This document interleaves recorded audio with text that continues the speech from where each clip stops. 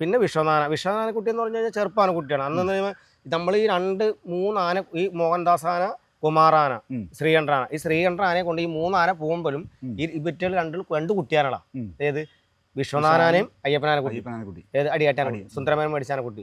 ഈ വിറ്റകള് ഈ നമ്മൾ 3 ആനയെ കൊണ്ടു നടക്കുമ്പോൾ ഇവര് ഇതിന്റെ പിന്നാലെ അങ്ങനെ കളിച്ചിടക്കുന്ന സാധനങ്ങളാണ്. മനസ്സിലായോ? ചേട്ടന്റെ ചെറുപ്പത്തിൽ ചേട്ടന്റെ കൂടെ കളിച്ചിടുന്ന. അതെ. ഇനി ഇപ്പോഴാണ് കുറച്ചൊക്കെ ഒന്ന്. പക്ഷെ മുതല് പറയാൻ പാടില്ല. പക്ഷെ മുതല് പോയി. ഏറ്റവും കൂടുതൽ അടിപൊളി ആനക്കുട്ടിയായിരുന്നു അടിയാറ്റ അയ്യപ്പനാനക്കുട്ടി. സെറ്റ് ആനക്കുട്ടിയാണ്, അടിപൊളി ആനക്കുട്ടി എന്ന് പറഞ്ഞാൽ ടോപ്പ് ആനക്കുട്ടി. അതെ.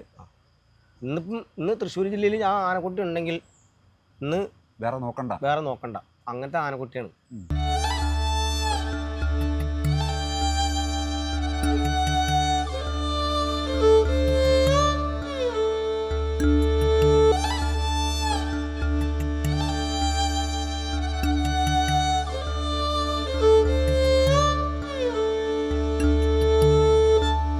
പക്ഷെ ആയുസില്ലായി.